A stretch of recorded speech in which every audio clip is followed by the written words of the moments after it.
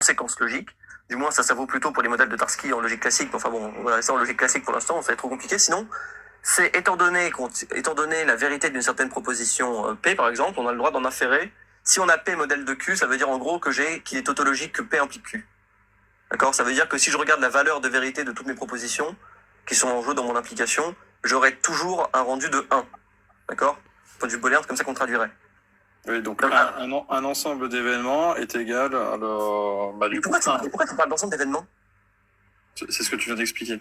Mais c'est la même chose en statistique. Donne-moi ta définition statistique, je suis curieux. Statistique, c'est un ensemble de techniques qui permet que ce soit en fait l'étude d'échantillons ou l'étude des populations parentes, mais à travers différents critères du coup. Mais non, comment t'as réussi à tirer ça de ce que je disais?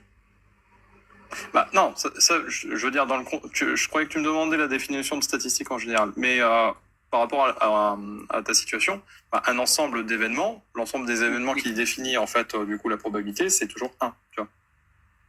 Tu fais la somme de tous les événements, tu as toujours 1. Et là, c'est ce que tu viens d'expliquer. C'est pas ça, non, mais c'est pas ça. L'ensemble des propositions vraies est égal à 1, selon toi. L'ensemble des propositions vraies, oui, c'est toujours égal à 1, ça oui. Mais la notion de conséquence logique, en gros, si on voulait l'exprimer en termes booléens, parce que manifestement, c'est plutôt une méthode booléenne du truc, c'est que on a que phi, par exemple, les conséquences logiques de psi, si et seulement si, vous plutôt l'inverse, vous habitué à l'inverse, c'est un psi conséquence logique de phi, si et seulement si la valeur de vérité de phi est inférieure ou égale à celle de psi, d'accord? Non, je comprends pas en formalisant de cette manière-là. Putain, ok. On a des 0 et des 1. T'as choisi de débattre de logique, mais... Mais oui, parce que... si tu sais pas ce que c'est qu'une déduction, comment veux-tu discuter de métaphysique, en fait? Ou d'épistémologie, même? Alors, ça, c'est la manière dont conçoivent les logiciens. Mais... Non, les métaphysiciens actuels, les épistémologues aussi, en fait. Mais vu que tu ne connais rien à ce qui se fait actuellement, en fait, le problème, il est là. Vu que tu ne sais pas ce qui se fait actuellement, ok. Tu ne connais pas les méthodes qui sont employées. Tu sais ce qui est fait actuellement. Dis-moi. Ah oui, je sais ce qui est fait actuellement. Moi, j'ai la littérature. Oui, mais du coup, quelle est l'utilité? Comment ça, quelle est l'utilité? Oui, quelle est l'utilité? Comment ça, quelle est l'utilité? En termes d'application. Mais comment ça? En termes d'application, déterminer ce qu'on a de bonnes raisons de tenir pour vrai, ça me paraît quand même plutôt important. Déterminer si un argument mathématique est valide ou non, ça me paraît plutôt important. Déterminer si un physicien qui résout une équation, c'est plutôt bien fait ou plutôt mal fait, c'est plutôt important. Définir si un informaticien, lorsqu'il va parler à la machine va le comprendre, c'est plutôt important. On en est là? Non, je ne pense pas que ce soit toutes les implications de ton approche, mais... Ah ouais, je peux continuer longtemps, il y en a encore d'autres. Il y en a encore bien d'autres. Je ne vois pas vraiment le bénéfice actuel pour les sciences, mais... C'est bon, tu connais rien. Manifestement, t'as pas l'air d'être un scientifique, ni même un data scientist pour le coup. Ou si t'en es un, c'est qu'il y a un souci. Parce que tu te doutes bien que dans les méthodes pour appréhender si un certain énoncé scientifique est vrai ou faux, on se réfère à deux trucs. On se réfère d'une part à est-ce que oui ou non on a de bonnes raisons sur le point épistémique de tenir pour vrai. Figure-toi que ça c'est une logique qui s'en occupe, ça s'appelle la logique doxastique, la logique épistémique. Donc on a tout un pan de la logique modale qui permet de formaliser ça précisément. Que quand moi je voudrais faire des arguments, faire des modélisations, tout ce que je viens en train de t'expliquer, c'est la base de l'informatique. C'est la base de la base, littéralement. J'essaie de t'expliquer en booléen, tu comprends pas, c'est une dinguerie, bordel. C'est la base avec laquelle tu parles à une machine. C'est la base avec laquelle tu peux raisonner de manière le plus simple possible de manière algorithmique. D'accord? On fait pas plus simple que ça. Et tu comprends pas. Et tu attribues du coup ça à la métaphysique. T'es débile, ma parole? La métaphysique, j'ai défini ça comment tout à l'heure? Tu peux me rappeler, s'il te plaît? Aucune idée. Ouais. Je ne sens pas que tu l'aies défini, d'ailleurs. Oui, bien sûr. La métaphysique, je t'ai dit mot pour mot que c'est l'ensemble des énoncés qui décrivent la réalité par une démarche déductive. Je t'ai demandé de me définir déductif. Tu m'as sorti n'importe quoi. T'as confondu ça avec une génération empirique, je sais pas quoi, OSEF. Je te corrige sur ce que c'est qu'une déduction. D'accord? Tu comprends pas, bordel, tu comprends pas. Là, t'es en position, oui, une déduction, ça sert à quoi? Fils de pute, ça sert en maths, ça sert en logique, ça sert en info, ça sert en tout, en fait. Ça pas ça, tu peux rien faire. Parce que tu sais même pas si une inférence est justifiée ou pas, en fait. Non, je pense simplement que vis-à-vis de tes lectures, tu as une lecture qui est moderne. Moi, j'ai encore une lecture passéiste où on nous enseignait que la déduction, c'est partir d'une théorie pour énoncer ce qui va être observé dans... Ça, c'est une définition statistique. Effectivement, t'as raison, elle est juste. Pour le coup, j'ai vérifié pendant que tu es en train de regarder, c'est parfaitement ça. Mais le truc, en fait, c'est que ça, c'est un mot polysémique. Si tu veux, dans ta tête, remplace déduction par preuve. Si tu veux, démarche de preuve. manière preuve formelle ou ce que tu veux, voilà. Preuve formelle, ça correspond bien à l'idée. Ce que moi j'entends par déduction. Mais en logique, on appelle ça déduction, ouais, c'est comme ça.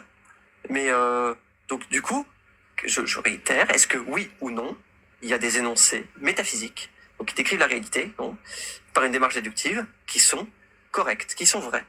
Est-ce que ça existe ou est-ce que ça n'existe pas? Ma question est très simple. Avec donc la dette de déduction que je donne là. A priori, je dirais oui. A priori, tu diras oui. Mais félicitations, tu n'es pas empiriste. Félicitations. Ça serait quoi ces énoncés, par exemple, qu'on pourrait déduire métaphysiquement par une déduction valide? Ça serait quoi? Je pars du principe que si tu vois comment dire, l'exception que je trouve et qu'on peut pas forcément que les autres ne peuvent pas expérimenter, c'est par exemple ce qui se passe dans ta tête, par exemple la mentalisation. La mentalisation, c'est pas quelque chose que les autres peuvent expérimenter, mais dans le cadre de la mentalisation, ils peuvent expérimenter leur propre mentalisation des phénomènes. Quel est le rapport avec la déduction là? C'est-à-dire que on est obligé de partir du principe que si les choses sont observables, ce qui est le cas, mais il y a un certain nombre de choses qui ne sont pas observables et qui dépendent strictement de toi-même, en fait. Mais en quoi c'est une déduction? On part... Ouais, mais après, c'est encore moi qui confonds entre ta définition et la mienne. Ok, non, on va faire un truc plus simple. Oublie le mot déduction, d'accord? Par une preuve formelle. Voilà. Moi, ce que j'entends par déduction, c'est tu changes dans ton esprit. Les statistiques ont raison. La déduction, c'est comme ils l'entendent eux. Moi, je parle pas de ça. Moi, je parle d'une preuve formelle. Une preuve formelle, c'est l'application de règles d'inférence dans un cadre fini dans un arbre de preuve. On peut pas faire mieux. Donc, voilà. J'ai des hypothèses, vides, pas vides, un ensemble d'hypothèses, vides, pas vides, on s'en fout, à partir duquel j'ai le droit de faire des inférences. Je sais pas, je vais te donner un exemple peut-être pour que ça te parle. J'ai fait ça tout à l'heure avec le et, peut-être un truc plus compliqué. Le tiers exclu, P ou non P, je vais pas te faire la preuve parce que c'est long. Tu n'utilises pas inférence dans le sens où je l'emploie ou dans le sens où je l'emploie moi? Dis-moi. Ah, mais une inférence, bordel. Une inférence, c'est juste l'application finie de règles d'inférence. Voilà. Aïe. Les problèmes de vocabulaire. Non, mais par contre, je suis désolé. Non, mais le problème, c'est qu'on n'a pas le même vocabulaire sur les. Non, mais là, un peu de plasticité cérébrale. Enfin, ça, c'est une fuite, pardon, mais c'est un peu de plasticité. C'est quoi, là, franchement? Un peu de plasticité cérébrale. Moi, je te donne du coup ma définition de l'inférence. Elle colle ça. Personne n'a demandé. Mais à nouveau, vas-y, explique-nous ce que c'est ton inférence à toi, du coup. Mais c'est pas, ça fait 15 fois que je répète la même chose. D'accord? Au bout d'un moment, c'est bon. Au bout d'un moment, je devrais peut-être prendre des notes sur ta définition, mais à chaque fois, j'essaye de penser la question que tu me donnes, mais sous le prisme en fait de inférence et déduction comme moi je l'entends. Ce qui rend un petit peu compliqué les choses, je t'avoue. Et le problème, c'est que si toi tu essayais de ton côté de penser maintenant ce que tu veux m'expliquer sous les termes tels que moi je te les ai définis. Mais ils ont rien à voir, C'est pour ça que je te change les mots, mais je change les putains de sons articulés que j'emploie. J'en suis à ce degré-là de charité. Je te change les sons, bordel. Les sons. Emploie un autre mot que inférence et déduction dans tes phrases. Ça devrait m'aider. Mais c'est bordel. Ok. L'application de règles finies. Une preuve formelle, c'est un arbre de preuves. C'est un arbre de preuves. Donc un ensemble de preuves. Comment? Un ensemble de preuves. Un arbre de preuves. Un arbre de preuves. Un arbre. Qui irait foutre des preuves dans un arbre, mais... Bon, au bout d'un moment, tu sais quoi? Va sur Internet. Tu tapes arbre de preuves. Qu'est-ce que tu entends par arbre de preuves? Va sur Internet. Au bout d'un moment, c'est bon. Je suis pas Wikipédia, c'est bon.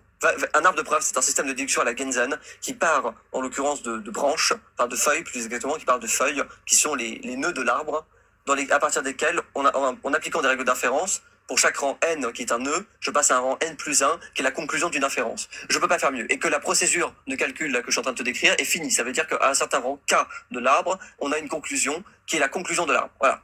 Là, il y a... C'est tout.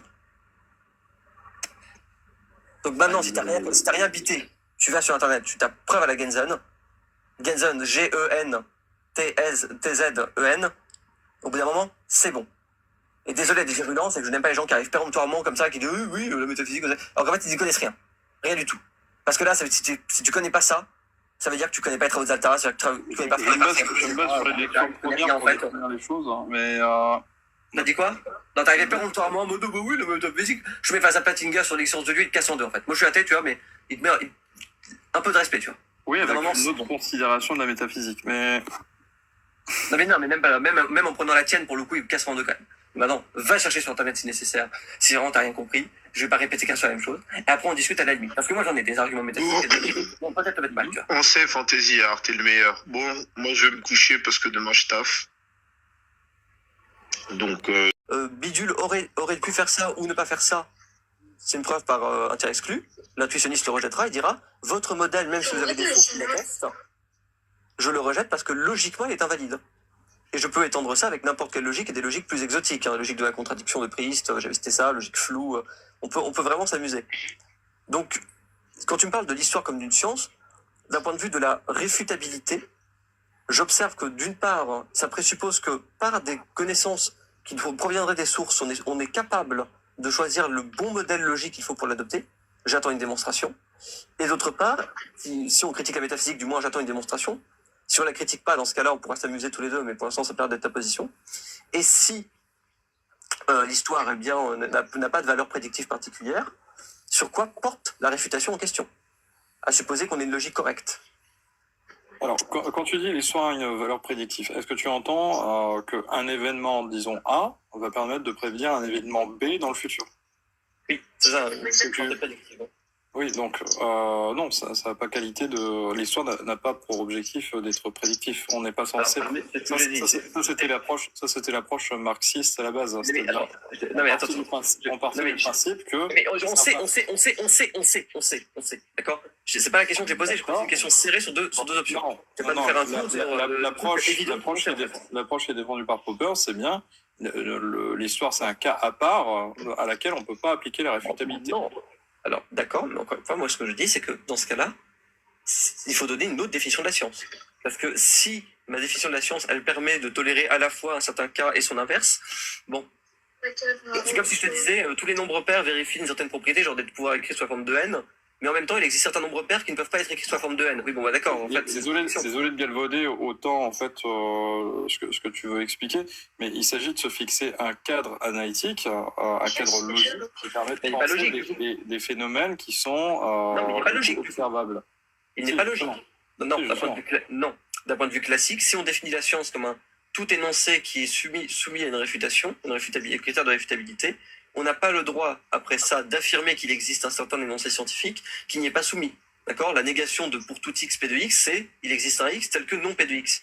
Le problème, en fait, c'est que si tu me dis que l'histoire avait dans ce cas-là, soit c'est une contradiction, soit il faut changer la définition de science. Ça ne peut pas être le premier truc que j'ai affirmé. Ou alors, il faut dire que l'histoire n'est pas une science. Pour ta part, tu souhaiterais redéfinir l'histoire comme n'étant pas une science, du coup. Bah, l'histoire, mes yeux, c'est clairement pas une science. C'est de la littérature tout au plus. Bon. Mais... C'est de la littérature tout au plus. Ouais. Mon pote qui a fait une fac d'histoire, il répondrait pas ça. Bah moi, je suis en licence. Moi, pour le coup, tu sais que je suis licencié d'histoire avant d'être logicien, tu sais. Oui, non, mais t'es allé jusqu'au master? Non, mais je m'en fiche. En fait, ce que j'essaie de te faire comprendre, c'est que. En fait, non, ce que tu essaies de me faire comprendre, c'est que toutes les sciences doivent répondre à la même définition, sans considérer qu'en fait, des sciences pourraient ne pas répondre à tous les termes de cette définition. Je dis que ta classe est contradictoire. Comment? Je dis que la classe des objets que tu définis comme étant une science est contradictoire, et que si tu veux éviter la contradiction, il faut rajouter un critère en plus, ou alors il faut supprimer le critère initial. C'est un simple raisonnement basique, valable dans n'importe quelle logique, pour le coup. Tu sais, c'est pas nécessaire, hein. Ah si, bah, logiquement, il faut dire que la définition n'est pas logique. L'approche scientifique se veut aussi pragmatique, malheureusement. Mais je vois ce que ça veut dire. Si, justement. Quel type de pragmatique à dire que l'histoire est une science? Tu vois, si ça marche dans le cas de certaines sciences et pas d'autres, on peut très bien adopter cette position qui est relative. Bah, en fait. Non, c'est langue de bois, ça. Tu me dis, oui, c'est pragmatique. Tu me dis, ok. Si dans le principe, dans le cas des sciences telles que, on va dire, la psychologie, ton objectif c'est de prédire des comportements futurs à partir d'événements passés. C'est cohérent d'appliquer le critère de réfutabilité. Parce que là, tu cherches à tester des hypothèses concernant le futur. Ce que tu me dis, c'est que dans le cas de l'histoire, on peut l'appliquer aussi. Dans le cas de l'histoire, tu veux tester des hypothèses passées en les abordant sous le regard du futur. C'est pas la même démarche. Mais encore une fois, je le sais, c'est précisément pour ça que je me tue à répéter que le critère que tu as donné n'est pas suffisant d'une part, il mène à une contradiction si on le maintient pour l'histoire, s'il tient aussi pour l'histoire. Je t'enjoins donc à changer le critère en question, et que tu m'as dit pour t'en défendre de cette contradiction, en disant oui, en gros, il y a une contradiction, mais la science procède de manière pragmatique. Je te demande donc ce que signifie d'une part pragmatique, est-ce que ça signifie, quel est l'intérêt pragmatique de dire que l'histoire c'est une science? En tant qu'une science, c'est une construction sociologique. Quel est l'intérêt scientifique de faire en sorte que l'histoire, la discipline historique soit une science? Alors, tu remarqueras que l'histoire, en fait, se croise est croisée en fait, avec d'autres sciences. C'est-à-dire que l'histoire, on va toujours partir du principe que... oui, quand tu parles d'histoire, tu peux parler aussi de paléontologie, tu vas croiser ça avec de la biologie. Mais oui, mais à ce compte-là, je peux le croiser avec n'importe quoi. Enfin, effectivement, tu remarqueras en fait que l'interdisciplinarité, ça se fait de plus en plus régulièrement à mesure que on décompartimente un peu tout ça. Et en fait, justement, on arrive quand même à expliquer les phénomènes passés à partir justement d'autres sciences, mais c'est toujours dans une perspective historique. C'est-à-dire on essaye d'expliquer les événements dans le passé à partir de nos connaissances présentes. Je t'ai demandé clairement, soit de me lever la contradiction, tu l'as pas fait, ou de m'expliquer en quoi l'histoire est pragmatique. Là, tu es en train de me dire, on voit bien qu'on arrive... J'ai dit les sciences sont pragmatiques. C'est un hors-sujet, mon pote. C'est-à-dire que dans le cas de certaines sciences, l'objectif c'est de produire des résultats qui soient vérifiables. Mais dans le cas en fait de l'histoire, il s'agit en fait de croiser un ensemble de sources pour permettre un récit qui collerait le plus possible à ces éléments. Aux éléments qu'on a sous la main. Donc en fait, comme toutes les sciences humaines, il y a une plus grande part de subjectivité et c'est encore plus le cas dans l'histoire. C'est plus facilement contestable dans les sciences plus dures, la psychologie, la sociologie, oui, effectivement. Mais pour le cas de l'histoire, la psychologie et la philosophie, il faudrait-il encore considérer si la philosophie expérimentale emprunte le même chemin que la psychologie expérimentale. Juste un point important. Si tu veux, on se laisse chacun un temps de parole, mais... par rapport à ce que tu as dit vis-à-vis de l'histoire, si en gros ça consiste à me dire que pour le cas de l'histoire, c'est la cohérence du croisement des sources. Alors, dans ce cas-là, je peux produire une infinité de sciences historiques, puisque la cohérence, précisément, je peux te rendre des cohérents des énoncés qui, de prime abord, un énoncé est cohérent relativement à un certain ensemble de prémices. Soit il est contradictoire en soi de la forme P et non P, soit il implique P et non P relativement à un ensemble de prémices. Si c'est véritablement d'un ensemble de prémices, alors dans ce cas-là, oui, je peux le faire, mais si et seulement si les sources historiques sont sujettes à d'autres disciplines, je sais pas, la psychologie, la sociologie, ce que tu veux, qui permettent de dire, bon, si j'expliquais par exemple tel phénomène de cette manière-là, face à des sources que j'ai, alors j'aurais une contradiction avec les lois pour lesquelles j'ai de très bonnes raisons de penser qu'elles sont pragmatiques, etc. Mais le truc, c'est que dans cette hypothèse-là, là, tu rajoutes un truc, tu dis, en plus de ça, tu dis, oui, il faut que ça colle le plus aux sources en question. Donc, je suppose que ça veut dire que tu infères de l'histoire donc aux autres disciplines. C'est-à-dire ce que je viens d'expliquer. Faire l'histoire sur les autres disciplines, c'est-à-dire. Non, d'accord. J'ai dit que si c'est le critère de cohérence qui fait la science historique, alors dans ce cas-là, de prime abord, sur le plan strictement formel, j'ai le droit de construire une infinité de sciences historiques qui disent tout et leur contraire. Parce que précisément, les énoncés historiques ne sont pas des tautologies, parce que j'ai pas de loi qui me permettent de dire, de génération inductive qui permettent de dire si j'ai tel truc, alors je devrais plutôt m'attendre à tel croisement de sources, ou tel récit, ou que tel récit colle plus à tel croisement de sources. Tu es obligé de dire en plus de ça qu'il y a des hypothèses qui du coup ne seraient pas historiques, qui seraient sociologiques, économiques, psychologiques, donc qui reposent sur les modèles des autres disciplines, qui permettent d'affirmer qu'il y a une contradiction, à interpréter certains textes d'une certaine manière et pas d'une autre manière, on est d'accord? Oui. Moi, ça me pose pas de problème. Tu vois, une infinité d'interprétations par exemple, si on se basait sur les ossements, on pourrait construire des narratifs extrêmement variés. Ça reste des hypothèses. Cela dit. Donc la psychologie humaine. Oui, effectivement. T'es toujours obligé de partir de ce postulat-là. Dans ce cas-là, on n'est pas dans une psychologie hors humaine, tu vois. Alors, dans ce cas-là, il y a deux problèmes. Alors déjà, dans ce cas-là, il y a deux problèmes. Le premier problème, qui est le plus évident, c'est que les sciences en question qui sont donc censées être au fondement de l'histoire, c'est bien parce que ça c'est une approche totalement anti-historique, mais pourquoi pas. Du moins c'est pas celle qui est enseignée canoniquement. Mais à supposer celle-là, ça revient donc à avoir donc des disciplines qui reposent sur le critère de réfutabilité pour fonder une discipline qui ne peut pas y être soumise. En gros, on fait des généralisations à partir de ce que les disciplines comme la psychologie, par exemple, pourraient nous dire sur la psyché de Louis XIV. En gros, c'est ça qu'on fait. Et ça poserait problème, hein? À partir de la vraisemblance qu'on aurait certaines crédences et compagnie. Alors, je suis désolé d'insulter la personne que tu es, alors que tu es détenteur d'une licence en histoire, mais malheureusement, c'est surtout un moyen de conserver un souvenir de ce qui s'est passé auparavant, l'histoire. C'est pas. Bah oui, mais ça n'a pas une fonction pour l'humanité hors celui de. Ah oui, mais c'est pour ça que moi de garder un récit sous une forme matérielle ou orale. Mais c'est pour ça que je n'estime pas l'histoire et que pour moi c'est de la littérature. Je t'expliquerai ça vis-à-vis du réalisme modal. Oui, non, mais à nouveau, je te dis, c'est une approche pragmatique. Il faut considérer l'histoire. Bah si, justement, on considère l'histoire comme ce qu'elle est. C'est surtout utilisé comme outil politique, mais ça permet aussi de conserver une certaine trace du passé. Moi, à nouveau, je reste dans cette approche-là. Ça a une utilité pour certains parce qu'ils vont considérer que l'histoire c'est important à leurs yeux, leurs racines, tout ça. Mais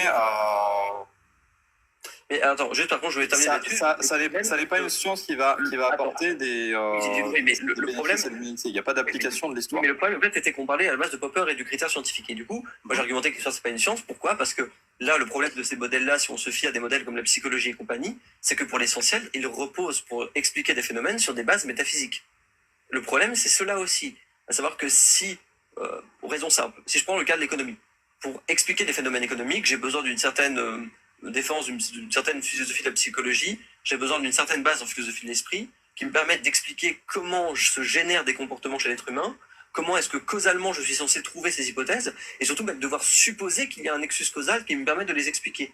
D'un point de vue pragmatique, j'en ai pas besoin pour expliquer d'un point de vue strictement vérificationnel les énoncés qui se présentent à moi. Enfin, les énoncés qui sont des fonctions, des faits qui se présentent à moi.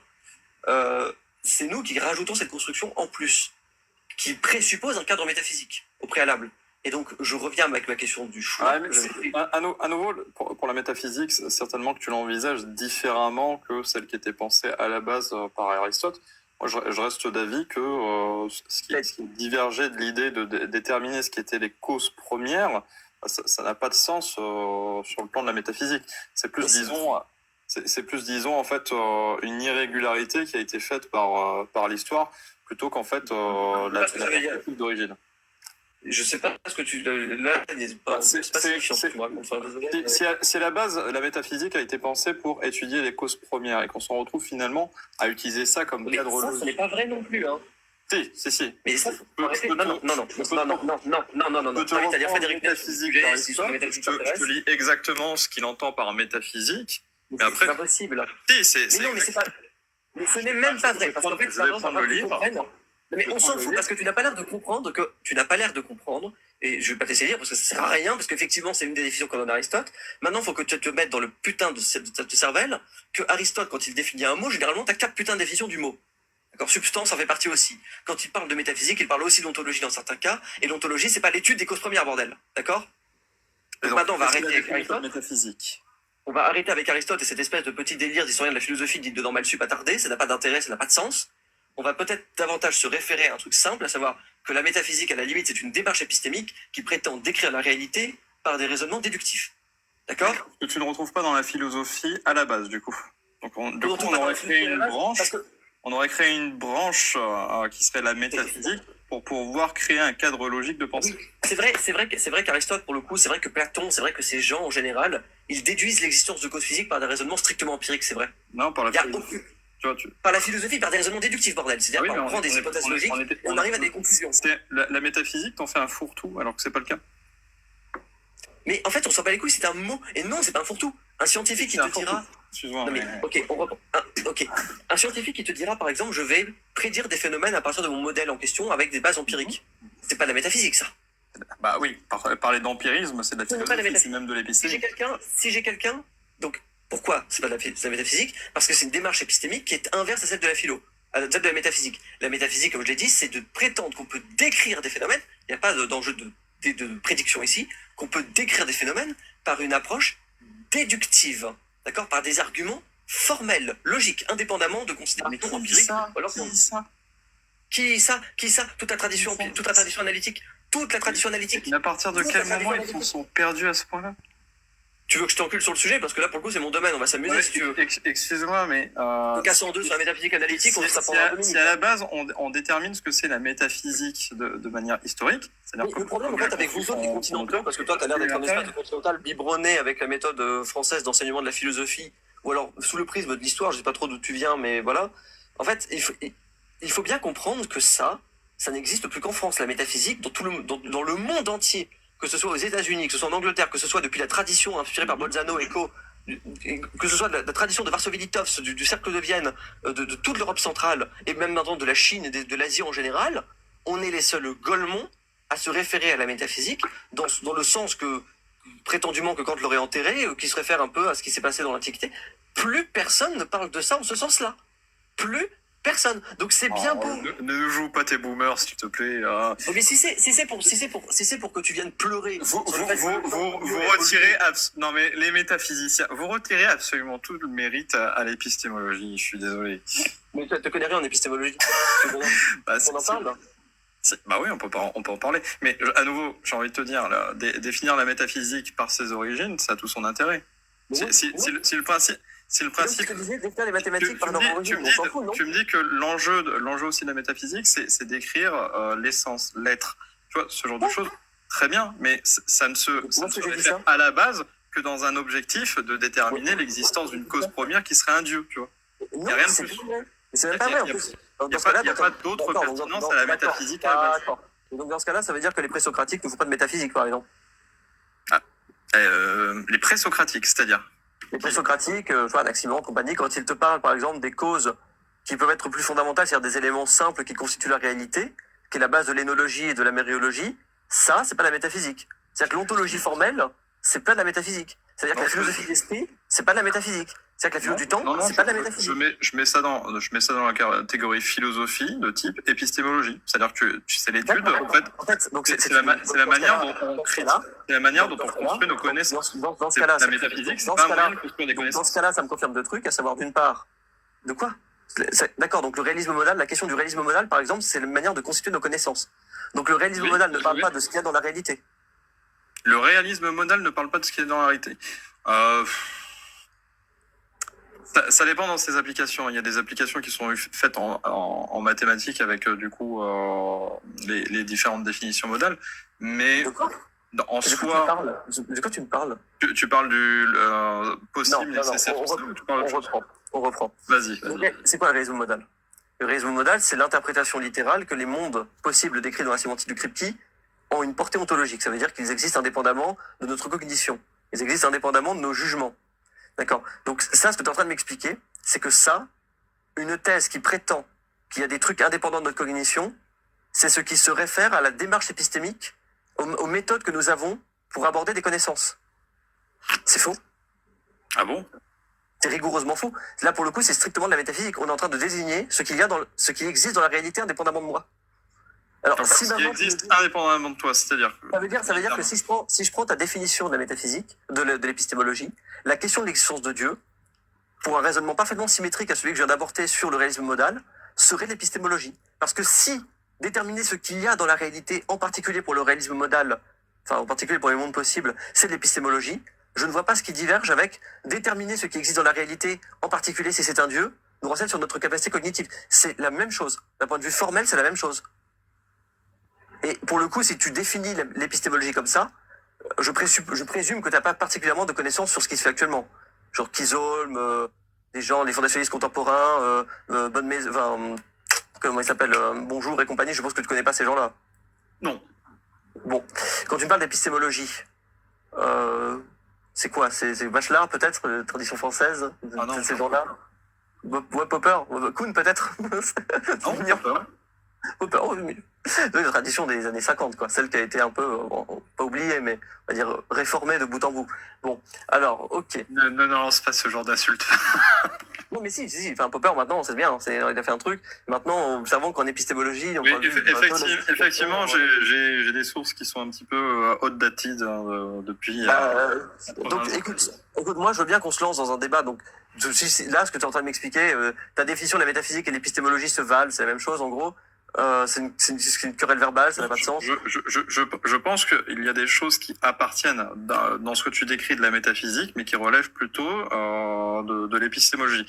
On s'en fout, c'est une dispute verbale. Oui, bon. C'est des mots, c'est des putains de signifiants qu'on emploie. La question, c'est qu'à la fin, si j'ai des bonnes raisons de tenir pour vrai qu'il y a des phénomènes, enfin, des trucs qui existent, des objets qui existent indépendamment de toute perception, indépendamment de ce que tu veux, bon. Tu peux appeler ça métaphysique, tu peux appeler ça épistémologie, tu peux appeler ça ce que tu veux. Moi, j'arrive à cette conclusion-là. Donc, en gros, la question, ça va être la suivante. Est-ce que tu tiens pour vrai qu'il existe la classe des énoncés qui décrivent la réalité par un raisonnement déductif et non vide? Oui ou non? C'est-à-dire non vide. Non vide, tu sais ce que ça veut dire quand même, non vide? Non, je vois pas ce que tu veux dire par là. Ah oui. Non vide, c'est-à-dire que alors, en statistique, ça a peut-être pas la même signification. Mais quand on parle d'un ensemble non vide, bah c'est ça, c'est en ce sens-là. C'est le sens de la théorie des ensembles. D'accord. Tu comprends, là? Non, je comprends pas du coup. La classe des énoncés qui décrivent la réalité est non vide.